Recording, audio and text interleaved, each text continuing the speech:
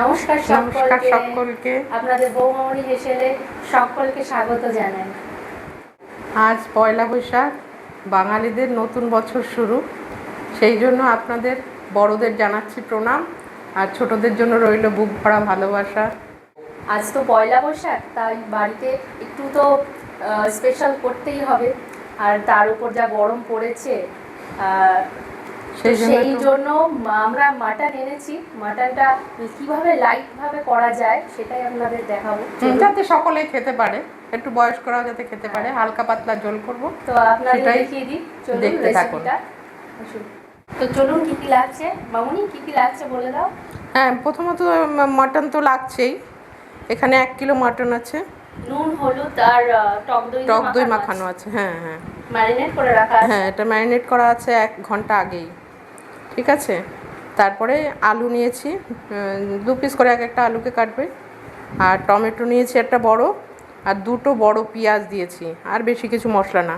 এখানে যেটা আমি পেস্ট করব সেটা হচ্ছে আদা, 1 ইঞ্চি আদা আছে, রসুন আছে বড় একটা, আর কয়েকখানা লাল কাঁচা লঙ্কার মধ্যে লাল লঙ্কা আর 2টো শুকনো লঙ্কা দিয়েছি। আর এর মধ্যে একটু জিরে দিয়ে দেবো। বেশ, এইটুকুই হচ্ছে পেস্ট হবে, আর কিছুই পড়বে না। আর এছাড়া তো গোটা গরম মশলা লাগবে, আর জিরে লাগবে ফোড়নে। এটা পরে দেখিয়ে দেবো কি কি দেবো। তেল লাগবে, সেটা দেখিয়ে দেবো। এই দিয়ে আমাদের হালকা পাতলা একটা মটনের ঝোল হবে। রান্নাটা তাহলে শুরু করা যাক। খুবই ভালো, খেতেও ভালো হয়। কড়াইটা গরম হয়ে গেছে, এখন তেলটা দিয়ে দেবো। খুব কম তেলে রান্নাটা হবে। হ্যাঁ, ব্যাস আলুগুলোকে ছেড়ে দেবো। আলুটা একটু ভাজা ভাজা হয়ে যাবে।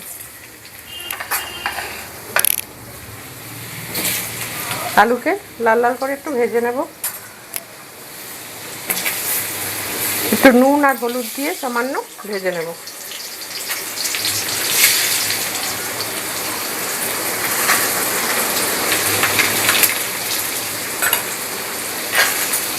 এটাকে লাল লাল করে ভেজে নিতে হবে।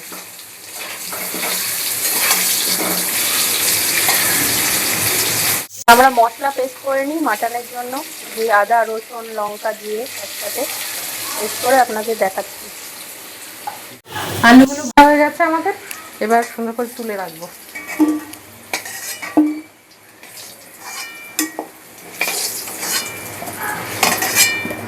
এবার এই তেলের মধ্যেই সামান্য একটু তেল দেবো। আর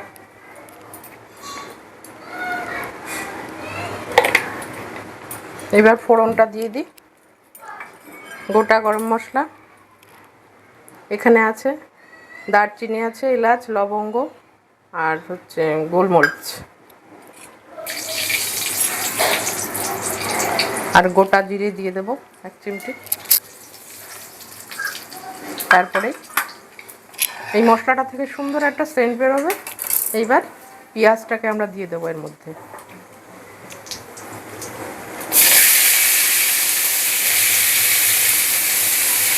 পেঁয়াজটা একটু লাল লাল করে ভাজতে হবে। মাটন থেকেও তো অনেক তেল বেরোয় না? হ্যাঁ, ওই জন্যই তেলটা কম। হ্যাঁ, একদমই কম দিতে হয় তেল মাটনে, তাহলে হেলদি হবে। মাটন আবার হেলদি। এইভাবে লাল লাল করে ভেজে নিতে হবে। একটু চিনি দিলে কিন্তু, আর নুন দিলে পেঁয়াজটা তাড়াতাড়ি নরমও হয়ে যাবে, আর রঙটাও ভালো আসবে। কিন্তু চিনিটা দিলে অল্প একটু চিনি দিয়ে দিতে হবে, আর একটু নুন দিলে পেঁয়াজটা নরম হয়ে যাবে তাড়াতাড়ি। এইভাবে লাল লাল করে আগে ভেজে নেব, তারপর দেখাচ্ছি।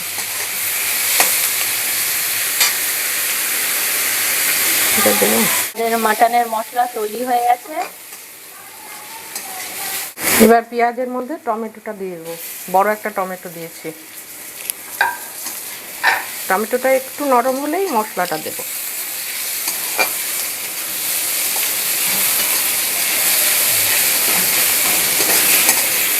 পেঁয়াজটা ভাজা হয়ে গেছে লাল লাল করে। এবার আমি মশলাটা দিয়ে দেব। মশলাটা দিয়ে একটু কষিয়ে নেব। কাঁচা গন্ধটা যতক্ষণ না যাচ্ছে ততক্ষণ কষাতে হবে মশলাটা।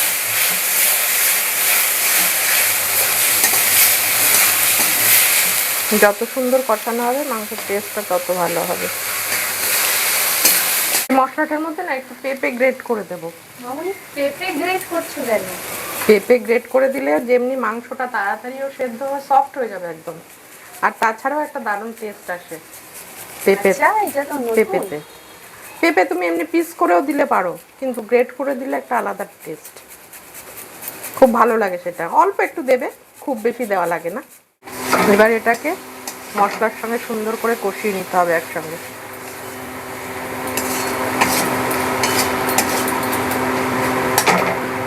এবার এর মধ্যে একটু হলুদ দিয়ে দেবো। হলুদ দেওয়া হয়নি কষানোর সময়, পরিমাণ মতন হলুদ যাবে। নুন দিয়েছিলাম, পরে আবার দেখে দেবো। মামনি একটু কাশ্মীরি লঙ্কা দেবে না? হ্যাঁ একটু দেবো, কালারটা ভালো আসবে, একটু দেবো। একটু লাল লাল না হ্যাঁ হলে হ্যাঁ ঠিকই বলেছো, দেখতে একটু সুন্দর দেখাবে। অল্প একটু কাশ্মীরি লঙ্কার গুঁড়ো দেবো, কালারটা বেশ সুন্দর আসবে। কালার না হলে আবার ভালো লাগে না, দেখতেও তো সুন্দরের ব্যাপার আছে, শুধু টেস্ট হলেই তো হবে না। এই জন্য এই লঙ্কার গুঁড়োটা একটু দিলাম। আপনারা যদি না দিতে চান দেবেন না, শুধু কাঁচা লঙ্কা দিয়েও হয়। ব্যাস কষানো হয়ে গেছে, এবার মাংসটা দিয়ে দেবো।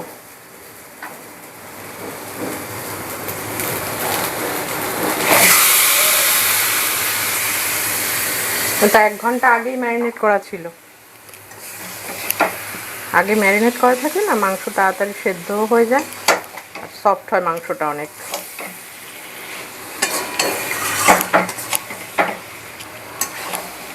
এবার ভালো করে অনেকক্ষণ ধরেই বেশ কষিয়ে নিতে হবে, ঢেকে ঢেকে কম আঁচে কষিয়ে নিতে হবে, যেহেতু খাসির মাংস। এবার ঢাকা দিয়ে কিছু সময় রেখে দেব, একটু কম আঁচ করে 5 মিনিট হতে দিতে হবে।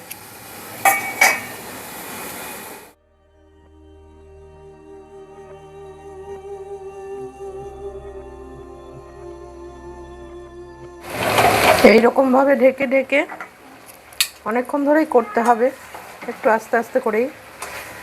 মাটনটা তাড়াতাড়ি করা যায় না, একটু টাইম লাগে। এবার মাংসটার সঙ্গে এই আলুগুলো দিয়ে 2 মিনিট একটু কষাবো, তারপর আবার তুলে রাখবো কষানো হয়ে গেলে। 2 মিনিট একটু নাড়াচাড়া করবো, তাহলে আলুগুলোর মধ্যে একটু মশলাটা ঢুকে যাবে। তারপর তুলে রেখে পরে আবার প্রেসার কুকারে যখন দেব তখন দেব। তেল ছেড়ে দিয়েছে। এইবার আমরা এটাকে প্রেসার কুকারে গরম জল করে নিয়েছি, ওর মধ্যে দিয়ে দেব। 3টে সিটি মারলেই হয়ে যাবে জাস্ট। আলুটাও তখনই দিয়ে দেব প্রেসার কুকারে, গরম জলের মধ্যে এই যে দিয়ে দিলাম।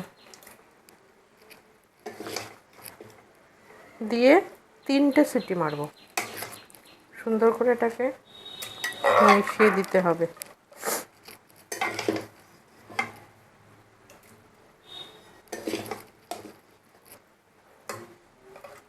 এবার ওই মাংসগুলো দিয়ে দিয়েছি, এর মধ্যে উপর দিয়ে আলুগুলোও দিয়ে দেবো প্রেসার কুকারে। প্রেসার কুকারে না দিলে না খাসির মাংস খেতে মজা নেই, ছিঁড়ে ছিঁড়ে খেতে হয়। বয়স হলে আর পারা যায় না এরকম টেনে টেনে খাওয়া।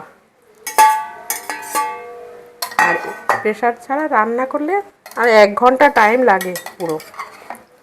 প্রেসার কুকারে দিলে হয়ে যায়, 3টে সিটি মারবো। প্রেসার কুকারে তো দিয়েছিলাম, 3টে সিটি দিয়েছি। তারপরে এবার কড়াইতে একটুখানি গরম মশলা দিয়ে একটু নাড়িয়ে চাড়িয়ে ওটা অফ করে দেবো। আমাদের মাংস হয়েই গেছে, মাংস পুরোপুরি ডান। এবার গরম মশলাটা দিয়েই নামিয়ে দেবো, ব্যাস সবই ঠিক আছে। আমাদের মাংস রেডি, খাসির মাংস। এইভাবে একটু খেয়ে দেখবেন আপনারা।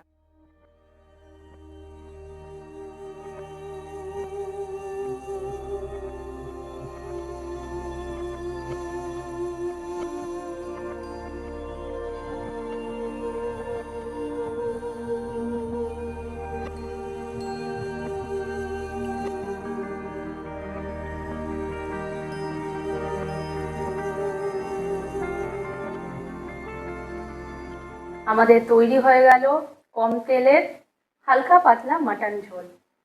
খুবই খুবই টেস্টি হয়েছে, আপনারা বাড়িতে তৈরি করবেন। আর হালকা পাতলা বললাম, এই গরমে বেশি মশলাদার করিনি, আর এটাও কম মশলা হলেও খুবই খুবই টেস্টি, আর সবাই খেতে পারবে। সবাই খেতে পারবে, ছোট বড় সবাই খেতে পারবে। বেশি ঝালও দেইনি হ্যাঁ, আর বেশি মশলাও দেইনি, তেল একেবারেই কম। তো আপনাদের যদি পছন্দ হয় এইভাবে একবার বানিয়ে বানিয়ে দেখবেন। খাবেন এবং আমাদের কমেন্ট করবেন আরো কিভাবে বেটার করা হয়, হ্যাঁ, করা যায়। আর চ্যানেলটাকে সাবস্ক্রাইব করে রাখবেন, তাহলে নতুন নতুন যে রান্নাগুলো দেব আপনারা প্রথমেই দেখতে পাবেন। আর আবারও আপনাদের নববর্ষের সকলকে প্রণাম জানাই। নমস্কার।